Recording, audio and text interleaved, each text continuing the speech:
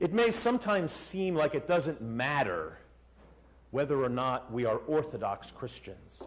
It may sometimes seem like as long as you call yourself a Christian, it's fine.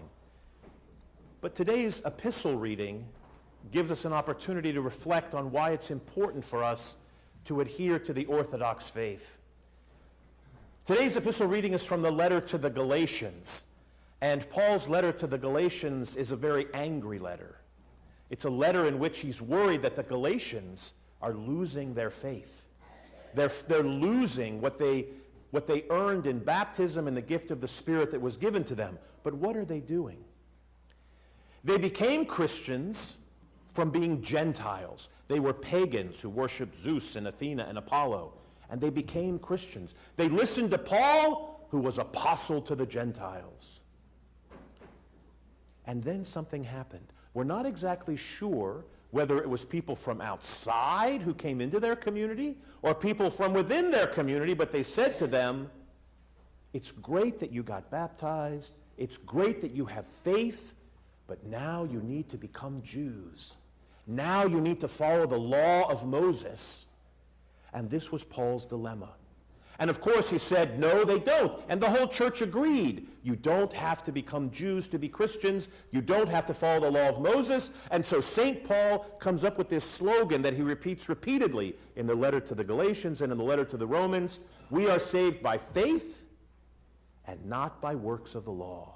We are saved by faith and not by works of the law. And he repeats it over and over again. And sometimes, though, he just says, we are saved by faith and not by works. And this is what many, many centuries later, Martin Luther found actually to be a great solace. He was a Catholic monk, an Augustinian monk, and he was trying very hard to live up to the requirements of his monastic life, and he couldn't do it.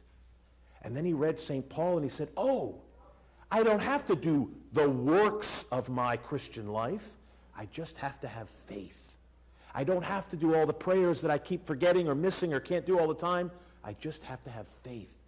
And this led to, of course, it's obviously much more complicated, but the Protestant Reformation, which split Western Christendom. It didn't have a lot to do with us.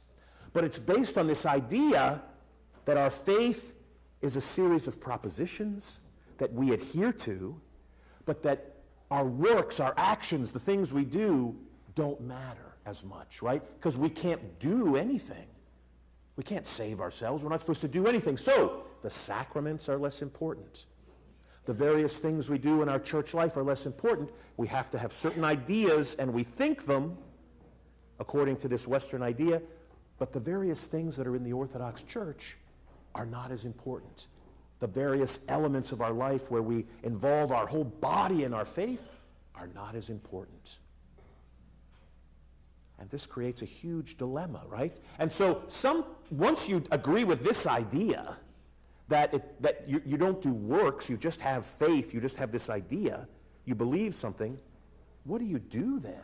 What do you fill your life with? And some people who believe this idea have struggled with that in recent years, and so many of them just make politics their religion. I've seen this repeatedly in some churches.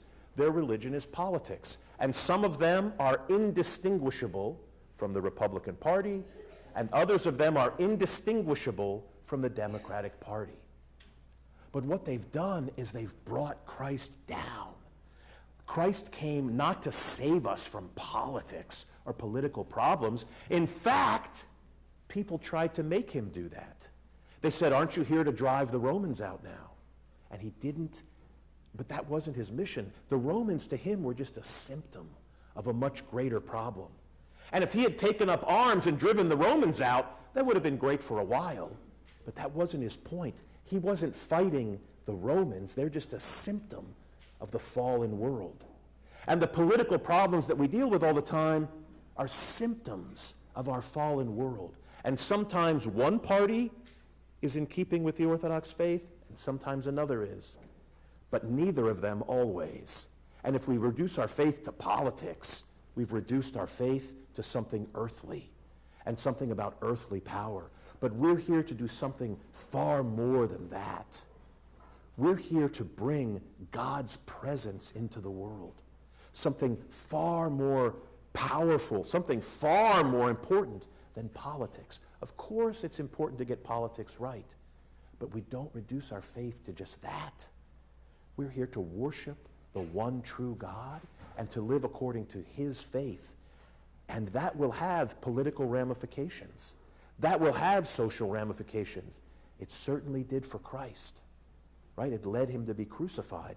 It did for all of his followers who were sacrificed in the Roman Empire, because we want to go into the world not just to change it politically, but to bring it closer to God.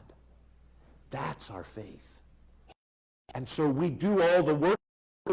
We come here and we participate in these sacraments. We participate in the ascetical life of the church to destroy our egos, to destroy our desire to fight with one another, to destroy our greed, so that when we go into the world, we spread the love of Christ. That's the battle we're fighting, not political battles. Because we do believe that we have to do things. We have to work. We have synergy with God in our salvation. He saved us, and now we seize that salvation through how we live our lives. And then we go and we transform the world in his name, in the Father and the Son and the Holy Spirit. Please rise to continue the liturgy.